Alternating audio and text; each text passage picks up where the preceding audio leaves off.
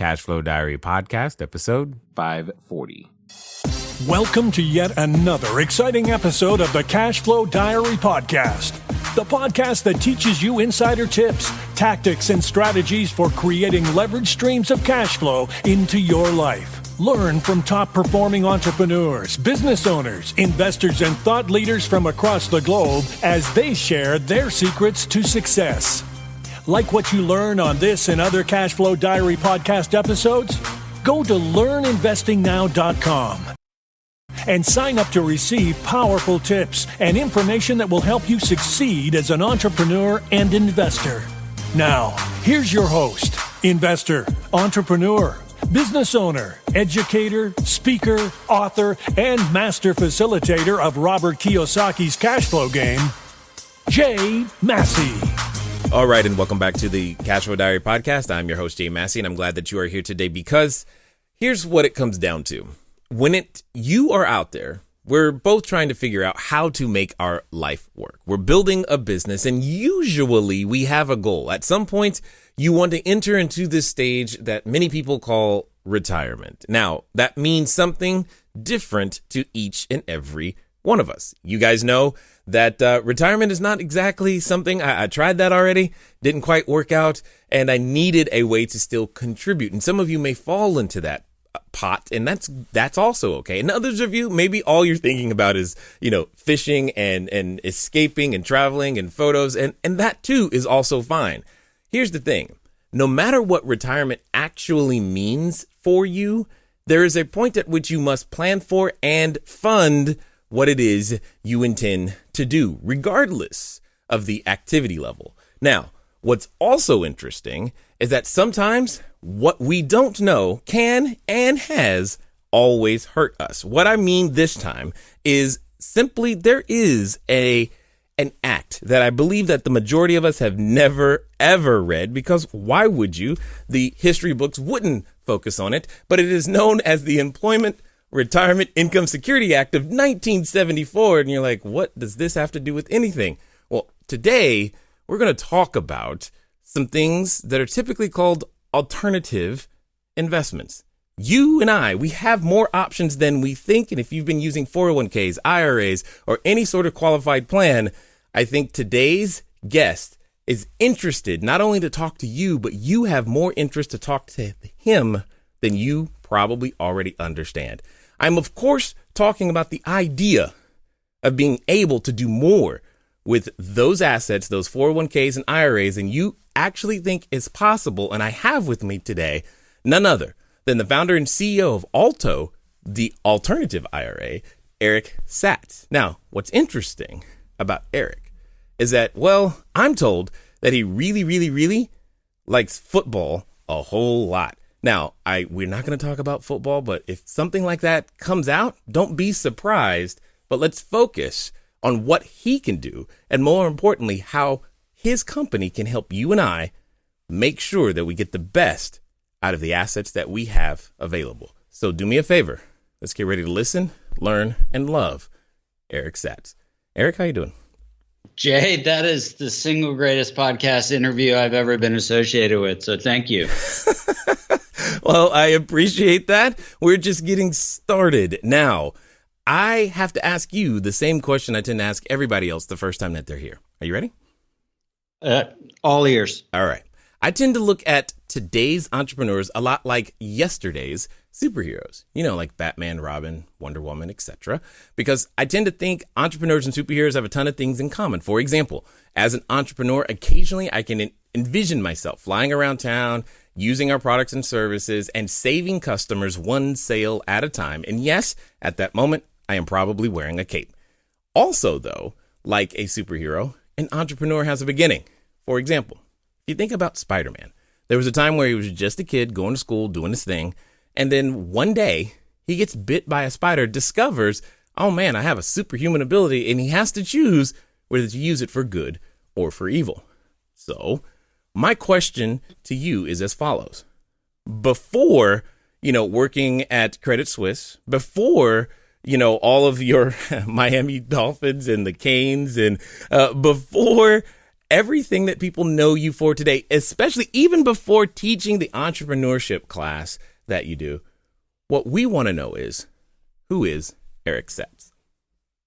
Wow, that's a really good question. I think I'm a product of my parents, which is a very just kind of straightforward and plain vanilla answer, I know, but my parents were my mom and dad were two very different individuals. I'm still trying to figure out how it is they got married in the first place, but their personalities vastly different from one another, and I think both had significant impacts on who I eventually became. And I think my mom in particular had a very strong entrepreneurial influence on my personality. And my dad had a greater sort of level setting, even keel approach to the world. And so I think it's an interesting mix.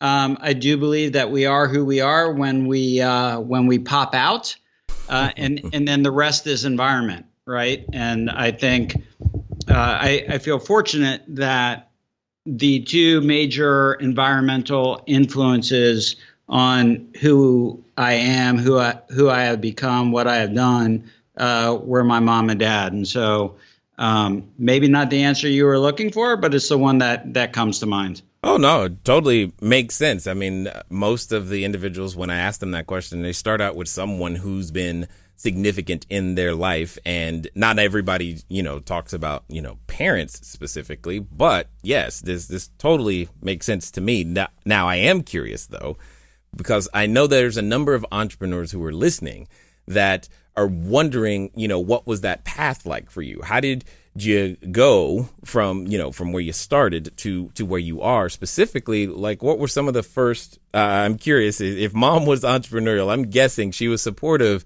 of little Eric's first ideas. And I would love to hear about what some of those were. Yeah, I mean, they were both very supportive. And, what's interesting is that my dad is an oral surgeon and was a doctor. In a certain sense, we often overlook the required entrepreneurial spirit that a doctor actually has to have to start his or her practice, from scratch. I think it's a lot different today, given where we are with medicine and the healthcare system. Doesn't happen quite the same way, but 40 years ago, 50 years ago, not to say how old I am, 50 almost, but when a doctor started a practice, it was mostly he at that point, but let's just say he and she, they were taking big financial risks. They had to borrow money to build out their office. They had to hire employees, and then they had to find customers, patients, right? And so like everybody else, they had to market. But in support of my dad's effort, I think my mom had 3 jobs at a time. And, they both worked incredibly hard. And I think I saw that. I think it rubbed off. And I would say that my first venture was selling frozen lemonade out of an unair conditioned, bright yellow van in South Florida, in Miami. Nice. In 100-degree heat. And so that was a big, for all the entrepreneurs out there, I mean, it was a very simple business model. The more I sold, the more I made, right? Yes. And your costs were easy to calculate. Cups, straws, and ice, right? So, and some flavoring, but right. And then gas. Yes, the gas was there. But the more you sold, the more you made. You try to optimize your route for customers, and then you'd have big events, right? On the weekends, you'd go to festivals and to music concerts and places where you could just kill it in a single day that was unlike any other sort of day of the week.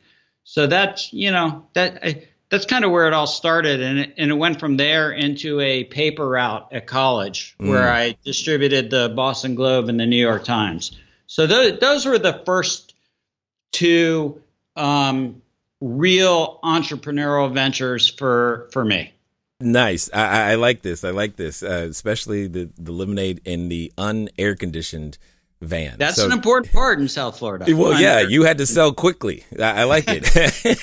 It's like, oh, we got to move this product and we got to move it right now. I 100% like that. Now, what I'm curious to know then, as we go from the lemonade to the paper route, you then had some time in banking, etc., and that preceded what you do today. And I'm curious to hear more about that. So I went from college to Wall Street. I went to a firm called DLJ, which was Donaldson, Lufkin, and Jenrette, which I still think was the greatest investment bank ever to be created and to grow, and eventually went public, and was public when Credit Suisse First Boston bought DLJ. And the fun thing about DLJ is that we still have reunions every 5 years, and that's how close that particular investment banking community was and is. And I still talk to these people. I still email with these people. I see them when I go to New York or San Francisco, and that's really fun. It was a special place. And but the other thing about DLJ, it was built by entrepreneurs. Donaldson, Lufkin, and Jenrette were all entrepreneurs.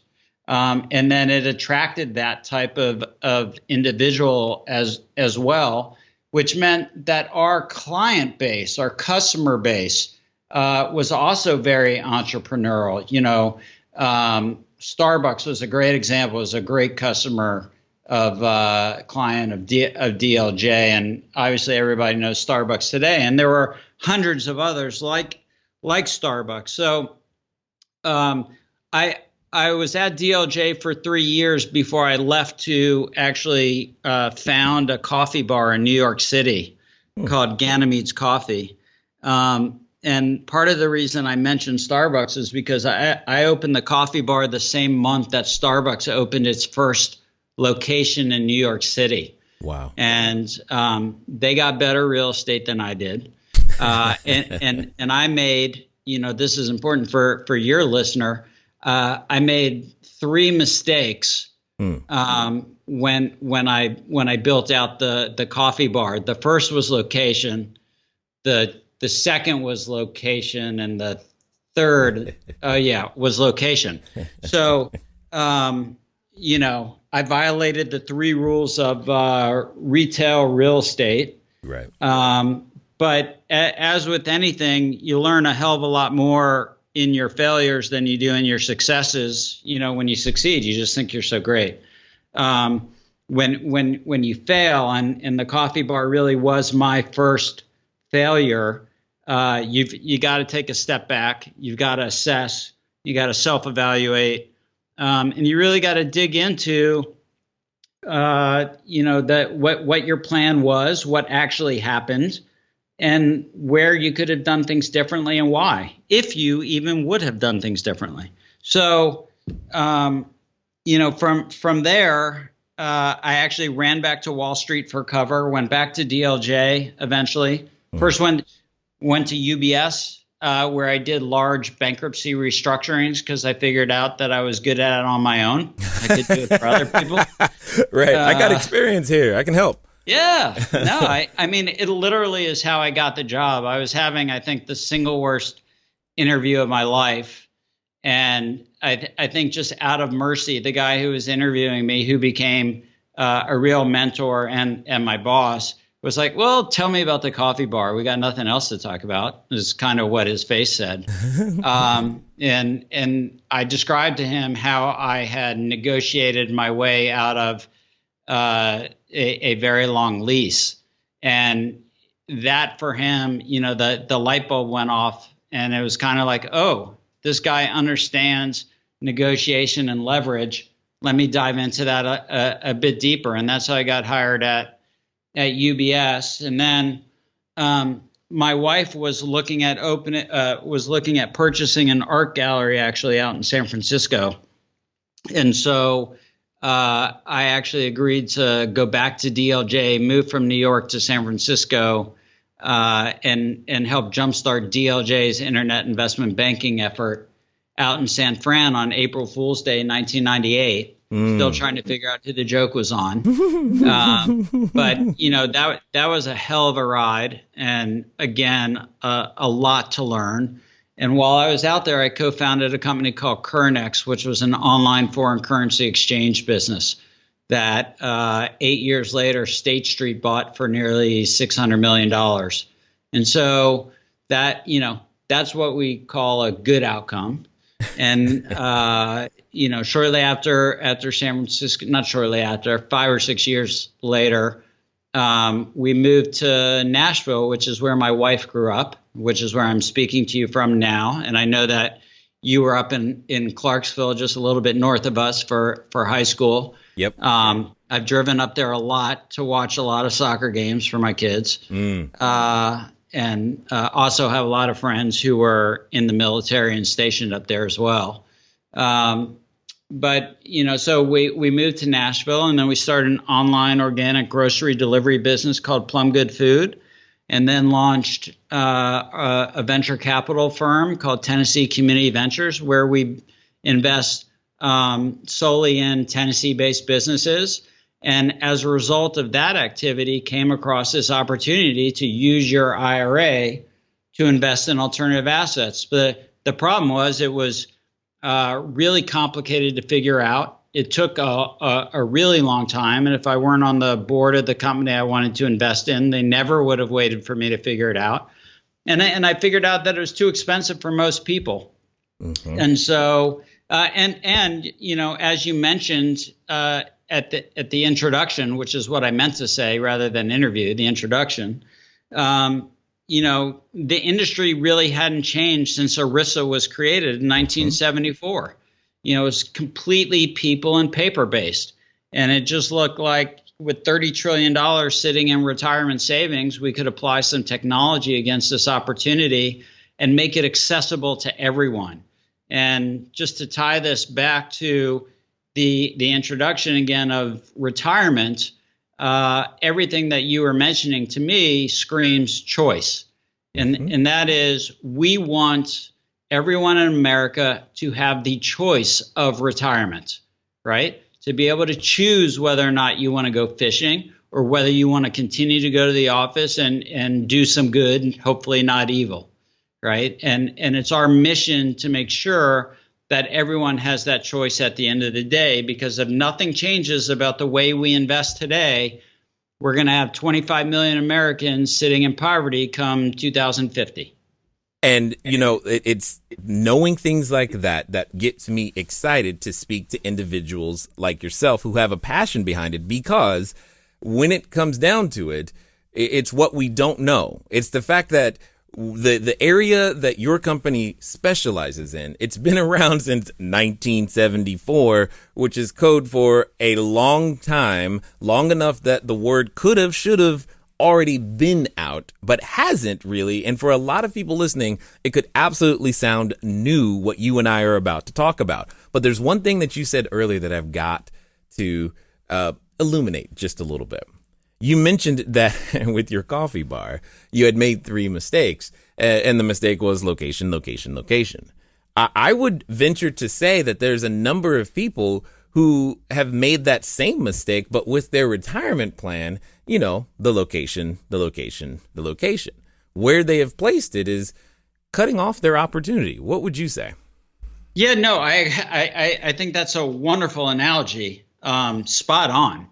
And, where the financial industry has gone today is investments in ETFs, mutual funds, and index funds.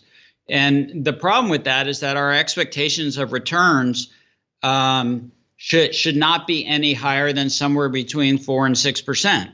And this is simple math exercise.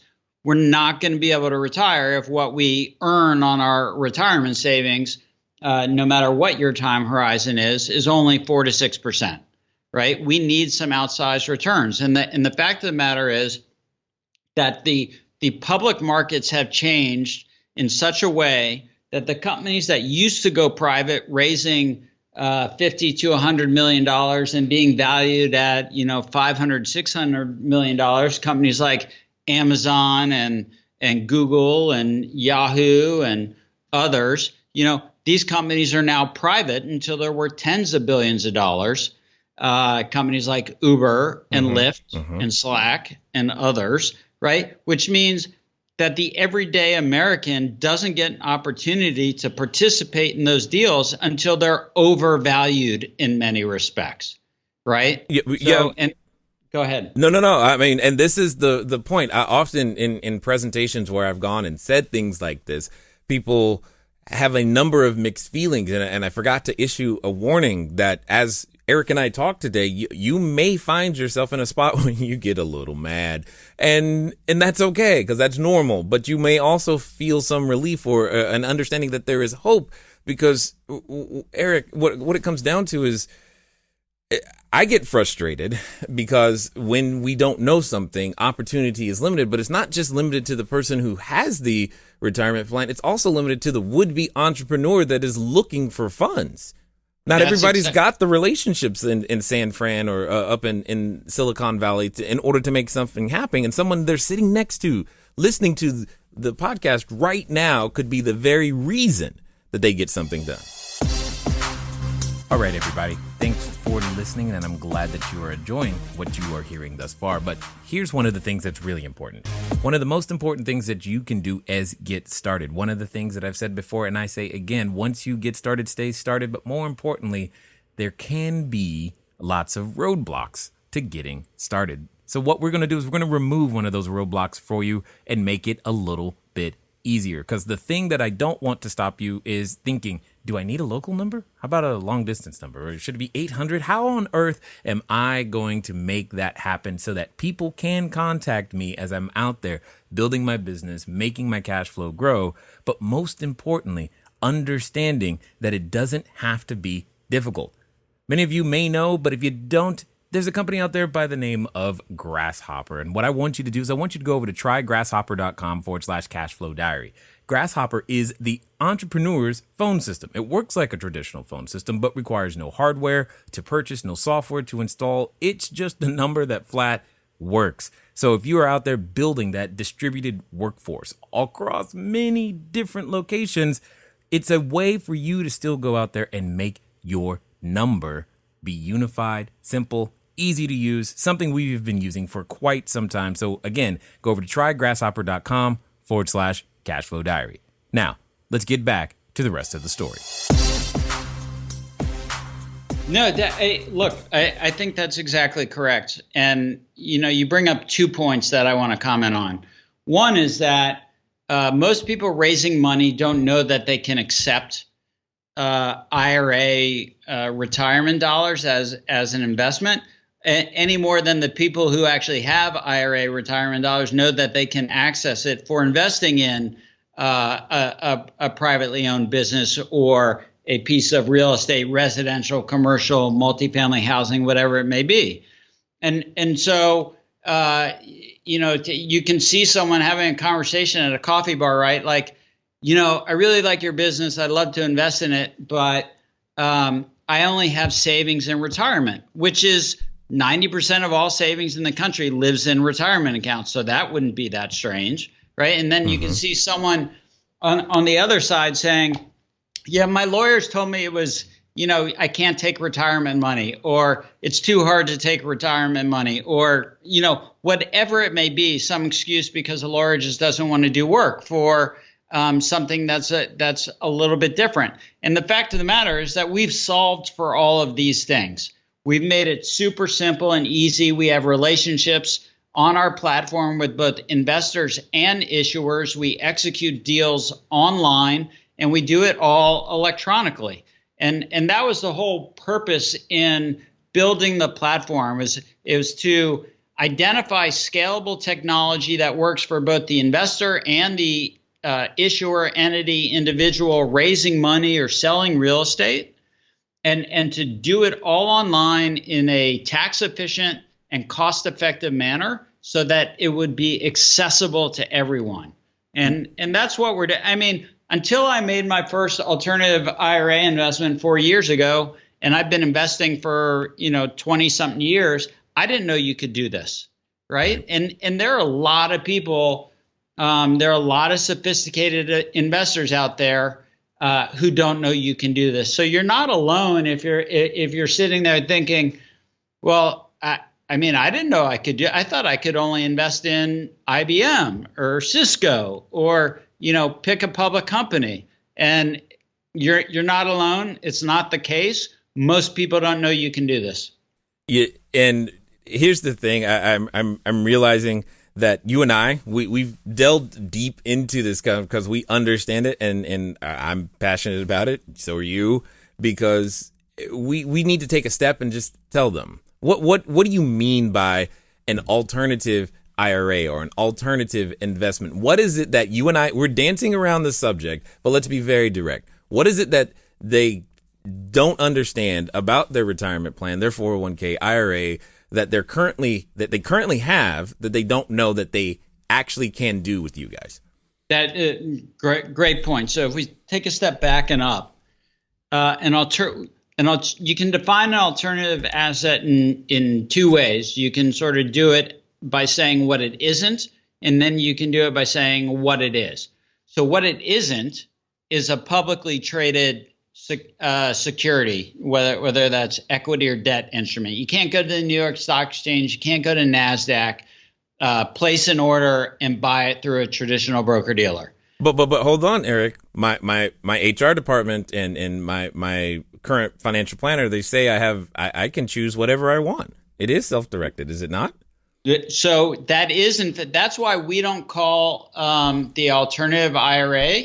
That's why we don't call it a self-directed IRA. To me, saying self-directed IRA is like saying natural food, right? It has no definition. It means something different to every single person who wants to use the phrase. So I can have an account at Fidelity or Schwab or TD or JP Morgan or pick your broker dealer of choice. You can have an account and you can quote unquote self-direct the investments of that account, but that just means you get to choose from the approved list of publicly traded securities that particular institution says is quote unquote suitable for your retirement account. And by the way, the conventional wisdom on what's suitable for your retirement account, and I told you up front, by the way, I'm gonna cut out all the F-bombs. Okay, so I'm not gonna, so I would have dropped one right there. All right, but who these people think they are to tell us what we can and can't invest in. Ooh. And the idea that we should be investing conservatively with our retirement account is just plain old backwards. All right. Yeah. No, you and I could see that you and I probably can get each other set off here on this topic alone, because it before doing real estate, I was the financial planner. I didn't know this. And then when I learned this, that's when I stopped being a financial planner and starting helping people. My first $5 million of real estate transactions was done with retirement plans. And because I didn't have, and then I knew other people didn't, but I was able to leverage that and to build a career. If not for what you do, there would just not be. And that's what gets under my skin, is that it limits the opportunity of the entrepreneur. In so many ways. Drives me absolutely bonkers. Just drives me absolutely bonkers. Because if you think about it, look, you shouldn't touch this money until you retire. America is one of the only countries, the United States is one of the only countries where we say, okay, you need your retirement money, withdraw it early, and you're going to pay a penalty. Right. But almost no other developed country allows you to take out your retirement savings early. And we shouldn't allow it here. But that's another podcast. In any event, let's assume that you're not going to do I'm going to say it differently. Let's assume that you're going to do the smart thing and you're going to leave your money in until retirement. All right.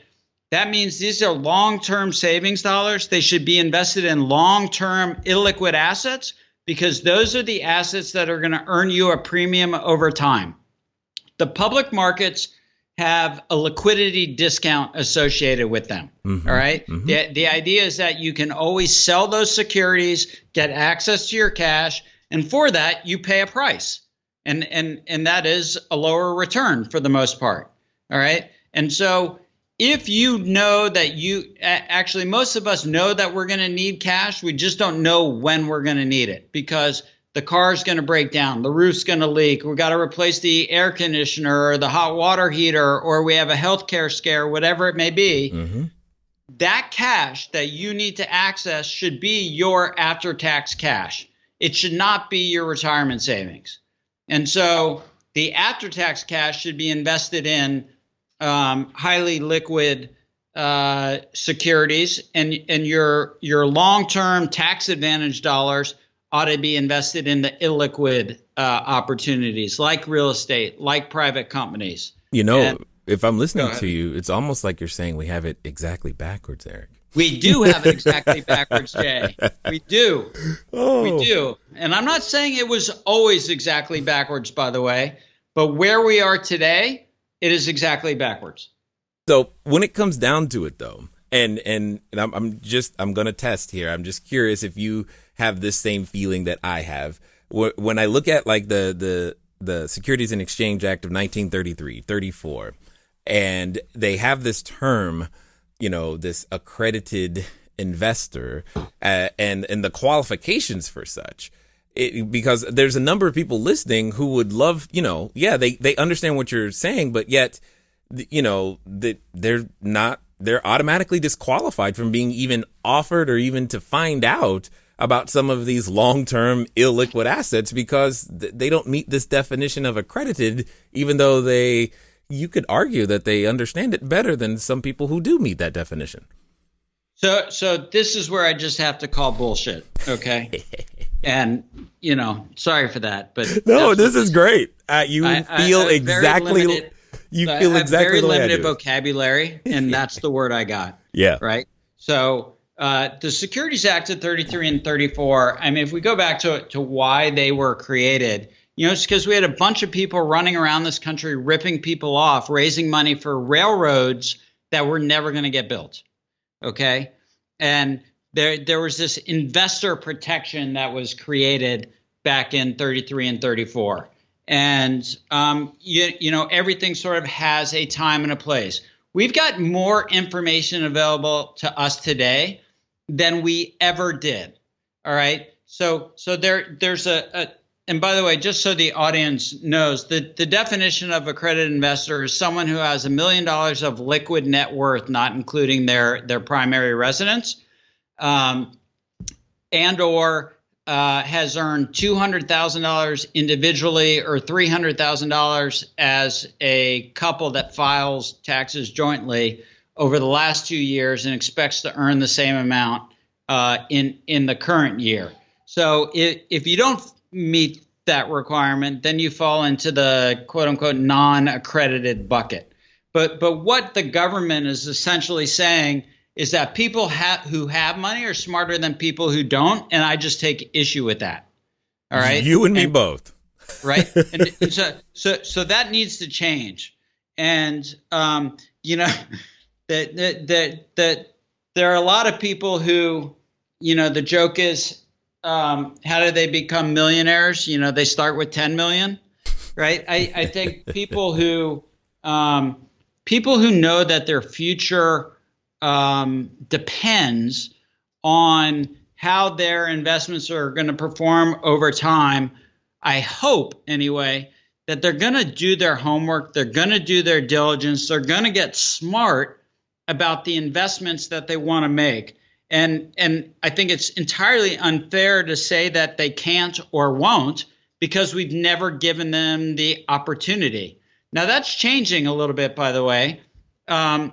About 3 years ago, the Jobs Act was passed. Yes. This had nothing to do with Steve Jobs. You're right. Although it kind of did, right? It's kind of fitting that it's the Jobs Act. Sure. But Jumpstart Our Business Startups Act. And within the Jobs Act was something called Title III, which resulted in the creation of regulation crowdfunding platforms. And these platforms were created and approved by the SEC and FINRA to allow companies to raise money from non-accredited investors. So now anyone can invest in a private equity opportunity so long as the company that's raising the money is doing so via one of these what's called Reg CF platforms. Examples of this are WeFunder, Republic, Ground Floor, and Silicon Prairie, and others that are out there. And so that's a change that has taken place. It still has, in my opinion, some limitations and restrictions that need to be amended, edited, improved upon. Hopefully that will happen. I know there's a new committee in Washington that's assessing the current regulations, trying to figure out how to make them more useful both to the investor and to the issuer. But that's the beginning of what I hope will be some significant change in this space. So, oh man, you feel like a kindred spirit in so many ways because you're doing something about it. You just chose to do something about it from the other end.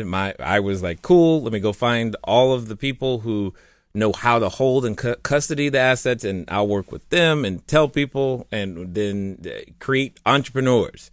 Now, I'm curious to know, when you look at this whole scenario, being able to do something with your retirement plan, because what you and I are talking about, I mean, I know what happens, when I talk to people, they say, well, my financial planner said, my CPA said, my accountant said, my bookkeeper said, somebody said, I can't do this.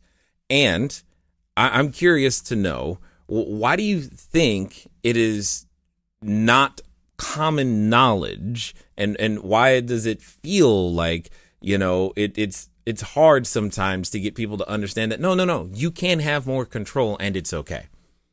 Well, there's a there's a conflict of interest built into this particular financial channel, right? If you're investing on your own in an alternative asset, there's nothing that your financial advisor can do to benefit from this particular investment, right? They didn't identify the private equity opportunity. They didn't identify the piece of real estate. They're watching your they're watching a significant chunk of your portfolio on which they are earning fees leave their umbrella, right?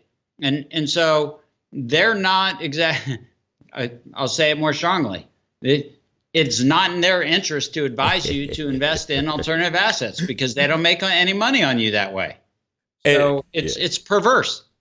And that was the part that got under my skin in a whole different way, because I didn't understand. In fact, I've often told people is because I've done this. This is like an actual transaction where I have went and I bought a building and it had a cell phone tower on it. We were able to sell the cell phone tower separately, and we ended up selling the cell phone tower to one of these places where everyone who is contributing their 401k and IRA money to, that 401k and IRA money came to us vis-a-vis that company.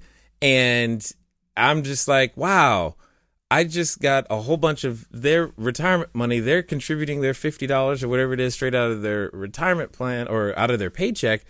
And this company is going to make a very, very big, part of the return and then pay them what's left.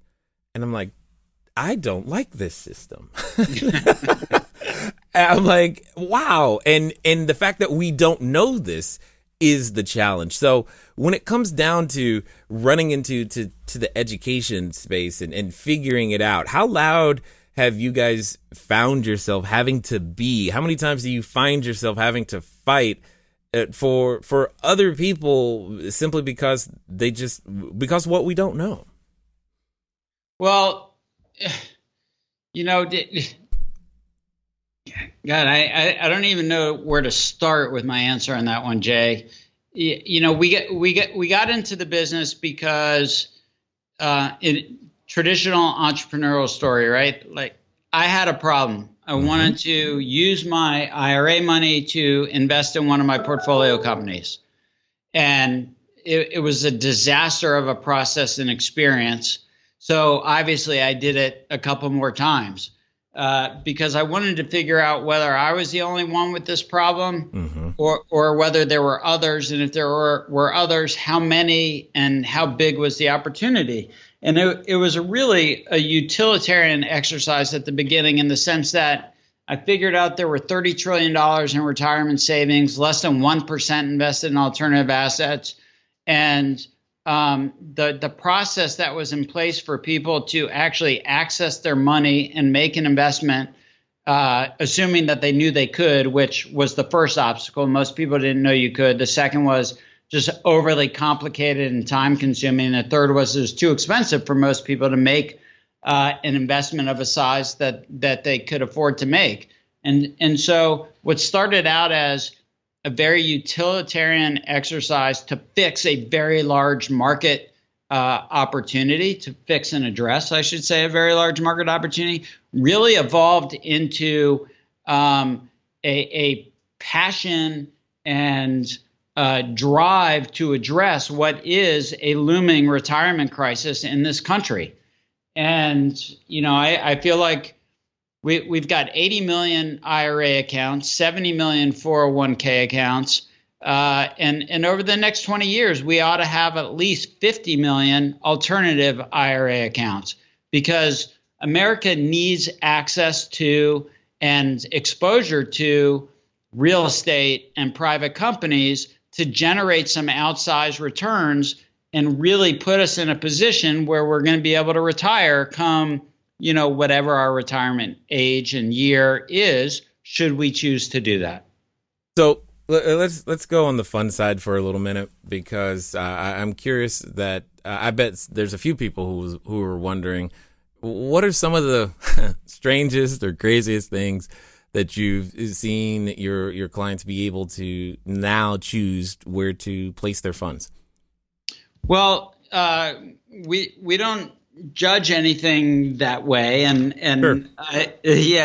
So, and I don't mean to suggest that you're suggesting that, but it's not really crazy. I think it's more interesting. And what we've done with our platform and the technology we've built which is all API driven. We've enabled our users to execute transactions seamlessly with our investment platform partners, like AngelList, like WeFunder, like Silicon Prairie, and others. Yield Street for those who are listening who are familiar with Yield Street.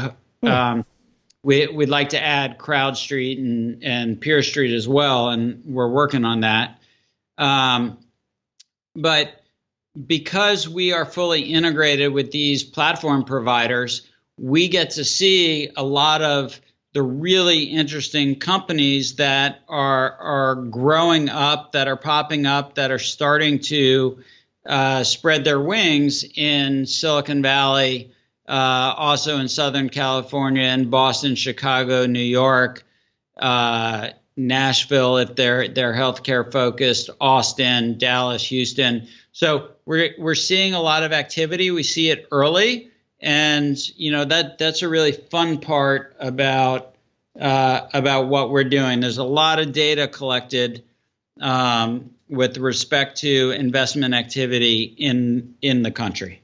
Yeah, I absolutely like how you guys are approaching this. I've worked personally with a number of custodians, and I wish more of them were online and had some APIs into easier things, etc. So I definitely like what you guys are doing. Now that let's assume that there's a number of people who have listened this far, and they probably want to find out more what you guys are doing over there. What's going to be the best way for them to track you down? Yeah, so the best way is to go to www.altoira, ALTOIRA.com, altoira.com. In addition, I don't hesitate to pass out my email, Eric Satz at altoira.com. But also the people who really know what's going on, if you just email help at altoira.com, that's probably the best way to get the best help and best attention. And there also is going to be a link on the website shortly here. And actually, by the time this podcast rolls, the link should be up there where you can just schedule a demo with our team. And unlike a lot of other places, we want to talk to you, and we want to help you, and we want to help explain.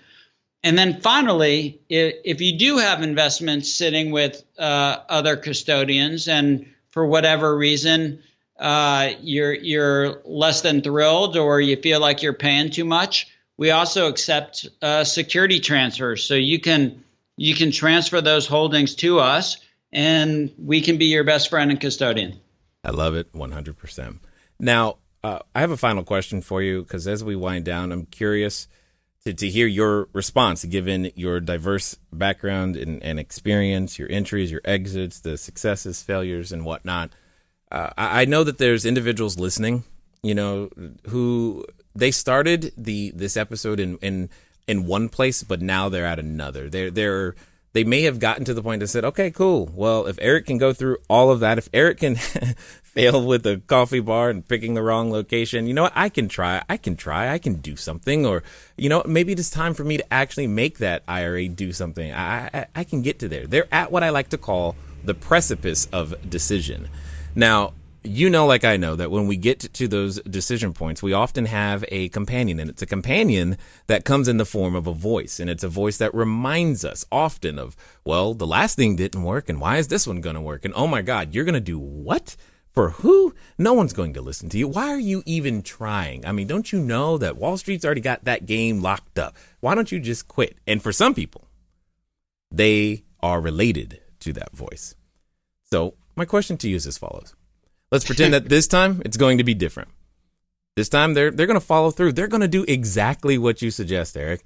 And they're going to do so in the next 24 to 48 hours. What would you suggest that they do? I'd suggest they go all in. You can't, in my opinion, this is purely my opinion. Well, the first thing, I'm going to step back a second. You got to make, if you do have a partner, if you are quote unquote related to that other voice, you have to make sure you're on the same page.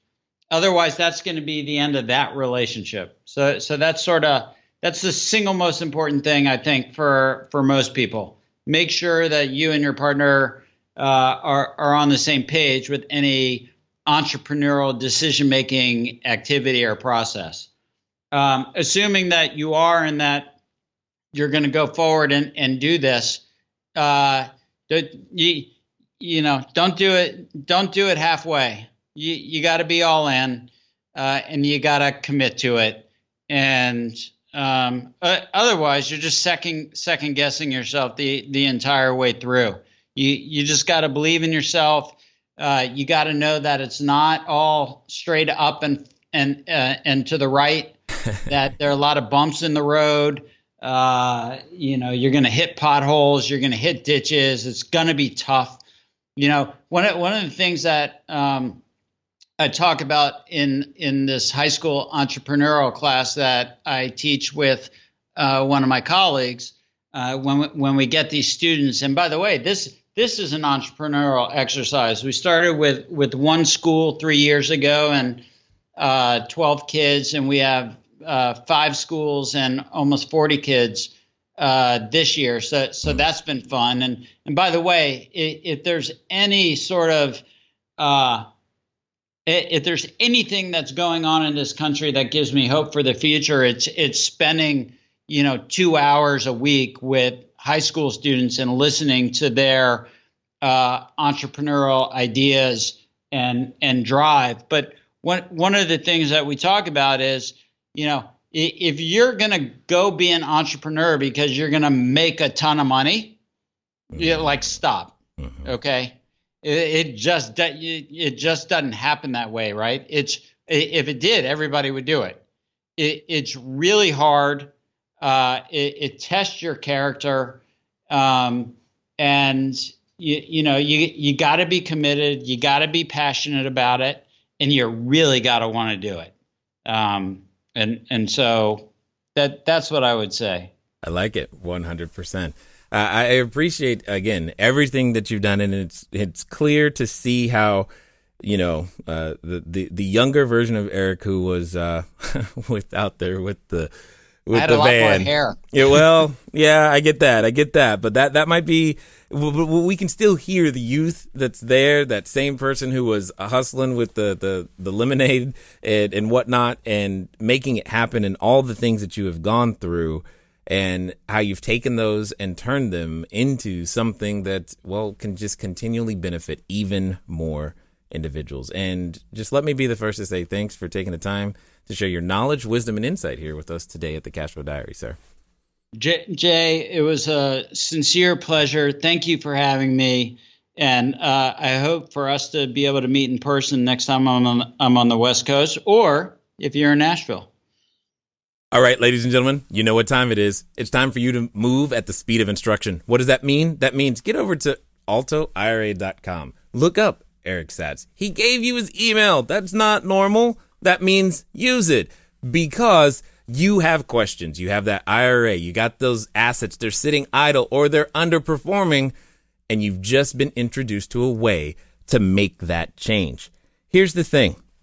Understand that what you've just learned today is not common knowledge. So you definitely want to make sure that you share this with a friend, because they need the help too. Ladies and gentlemen, it has been fun talking to you guys today. I look forward to talking to you soon. Until next time.